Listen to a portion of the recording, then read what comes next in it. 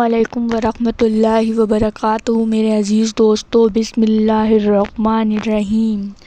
حضرت علی اور ایک یہودی عالم کا واقعہ۔ ایک 80 سال کا یہودی عالم اونٹ پر سوار ہو کر مدینہ آیا اور پوچھنے لگا۔ کیا پوچھنے لگا؟ آپ ویڈیو پوری اینڈ تک دیکھیے تو آپ کو ضرور معلوم چل جائے گا کہ اس نے کیا بات کری تھی، اور یہ پورا واقعہ آپ ضرور سنیے گا۔ ویڈیو سٹارٹ کرنے سے پہلے میں آپ کو کچھ ضروری بات بتا دوں۔ فلسطین کے حالات اس وقت کچھ ٹھیک نہیں چل رہے ہیں، جیسے کہ ہم سبھی لوگ دیکھ ہی رہے ہیں ٹی وی موبائل میں کہ وہاں کی حالات اچھے نہیں ہیں۔ تو ہمیں زیادہ سے زیادہ فلسطین کے لوگوں کے لیے دعا کرنے کی ضرورت ہے۔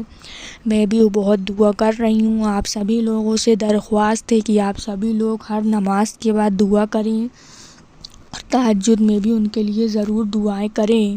حضرت ابن عباس رضی اللہ تعالیٰ سے روایت ہے کہ ملک شام میں ایک یہودی رہتا تھا۔ وہ ہفتے کے دن تورات کی تلاوت کیا کرتا تھا۔ ایک دفعہ تورات کھولی تو اس میں 4 مقام پر حضرت محمد صلی اللہ علیہ وسلم کی تعریفیں اور توصیف دیکھی تو یہودی نے وہ جگہ کاٹ کر جلا دی۔ اگلے ہفتے پھر تورات کھولی تو 8 جگہ پر حضور صلی اللہ علیہ وسلم کی نعت اور اوصاف کا ذکر پایا۔ اس نے وہاں سے بھی کاٹ کر جلا دیا۔ تیسرے ہفتے تورات کھولی تو یہی تذکرہ کئی مرتبہ موجود پایا۔ یہودی سوچنے لگا کہ اگر میں یوں ہی کرتا رہا تو ساری کی ساری تورات اس تذکرے سے پر ہو جائے گی۔ اپنے ساتھیوں سے کہنے لگا کہ محمد صلی اللہ علیہ وسلم کون ہیں؟ انہوں نے جواب دیا کہ تمہارے لیے بہتر ہے کہ نہ تو اسے دیکھو اور نہ وہ تمہیں دیکھیں۔ یہودی کہنے لگا کہ تورات کی قسم، مجھے اس کی زیارت سے نہ روکو۔ تو ساتھیوں نے اجازت دے دی اور اپنی سواری پر سوار ہو کر منزل بمنزل چلتا رہا۔ مدینہ منورہ کے قریب پہنچا تو نہایت خوبصورت بارش سلمان فارسی رضی اللہ تعالیٰ سے ملاقات ہوئی۔ ان کے حسن کو دیکھ کر سمجھا کہ یہی محمد صلی اللہ علیہ وسلم ہیں۔ حالانکہ آپ صلی اللہ علیہ وسلم کی اس دنیا سے سفر کیے 3 دن ہو چکے تھے۔ حضرت سلمان فارسی رضی اللہ تعالیٰ عنہ اس کی بات سے روئے اور کہا، میں تو محمد صلی اللہ علیہ وسلم کا خادم اور غلام ہوں۔ یہودی بولا، پھر محمد صلی اللہ علیہ وسلم کہاں ہیں؟ اب سلمان رضی اللہ تعالیٰ عنہ سوچنے لگے کہ اگر وصال کی خبر سناتا ہوں تو یہ واپس ہو جائے گا، اگر یہ کہہ دوں کہ موجود ہے تو جھوٹ ہوگا۔ آخر کار سلمان رضی اللہ تعالیٰ عنہ نے یہودی سے کہنے لگے کہ میں تجھے حضور پاک صلی اللہ علیہ وسلم کے صحابہ کے پاس لے چلتا ہوں۔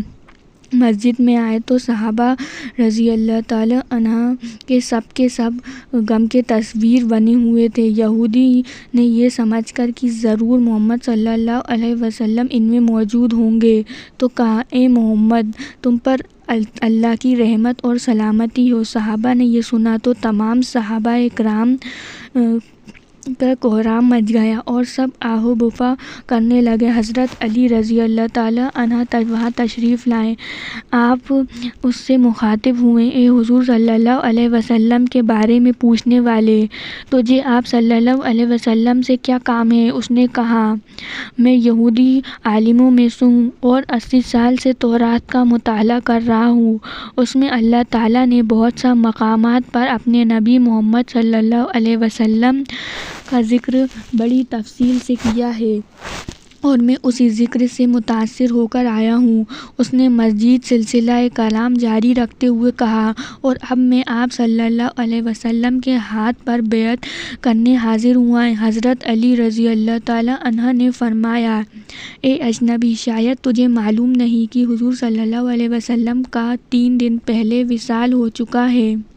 یہ سن کر وہ یہودی چیخنے لگا کہ ہائے میرا غم، میری سفر کی ناکامی، اور کاش میری ماں مجھے نہ جانتی اور جنم ہی دیا تھا تو کاش میں تورات نہ پڑھتا اور وہ بھی پڑھی تھی تو کاش آپ صلی اللہ علیہ وسلم کی تعریف اور توصیف پر نظر نہ پڑتی، اور اگر یہ بھی ہو گیا تو مجھے آپ صلی اللہ علیہ وسلم کی زیارت نصیب ہو جاتی۔ پھر کہنے لگا کہ کیا تم میں سے کوئی ان کی اولاد ہے جو مجھے حضور اکرم صلی اللہ علیہ وسلم کے اوصاف اور حلیہ مبارک کا تعارف کرائے؟ حضرت علی رضی اللہ تعالیٰ عنہ آگے بڑھے اور فرمائے میرا نام علی ہے۔ یہودی بولا میں نے تمہارا نام بھی تورات میں دیکھا ہے۔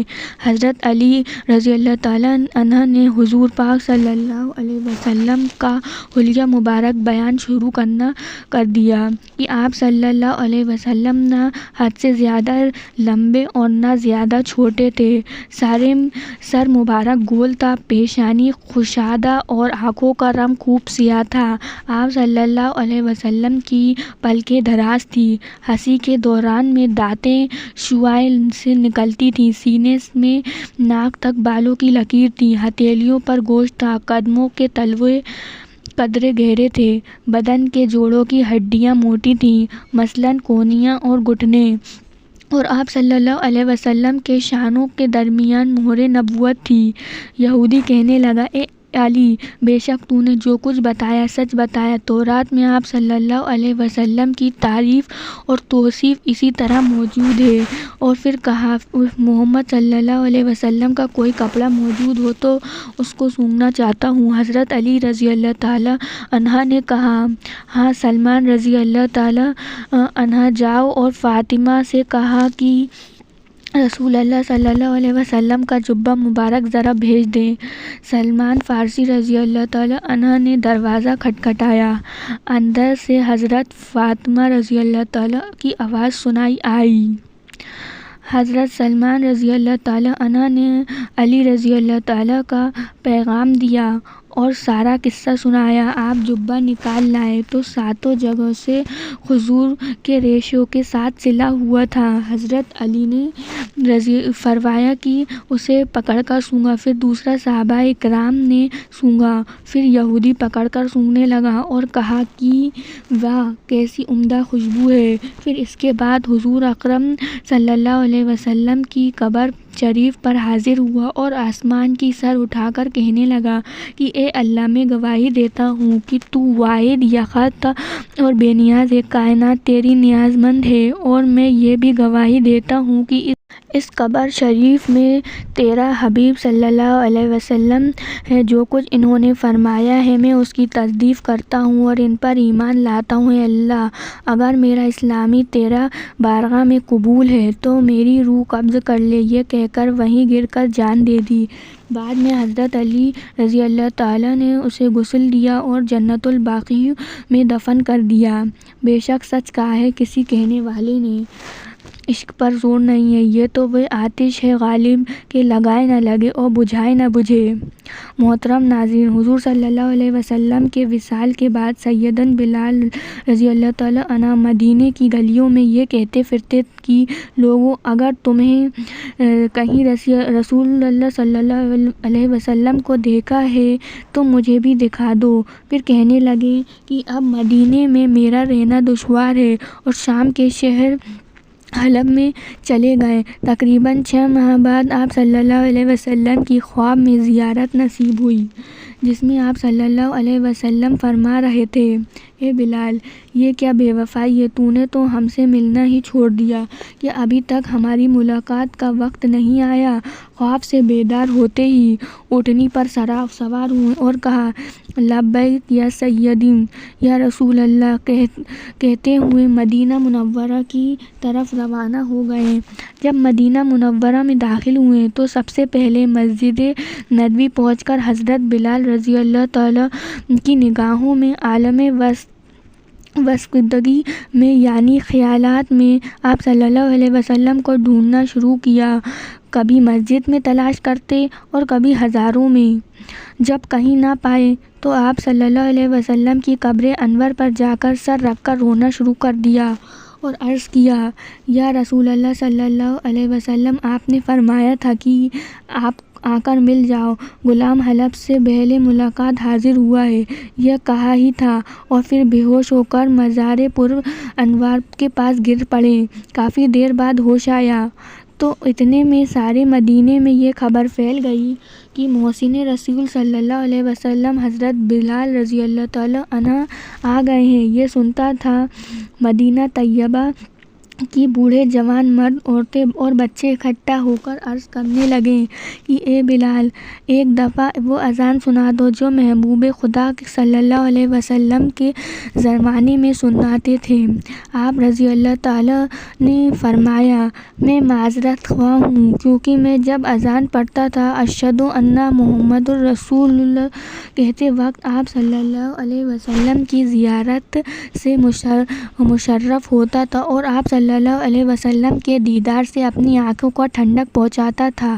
اب یہ الفاظ ادا کرتے ہوئے کسے دیکھوں گا؟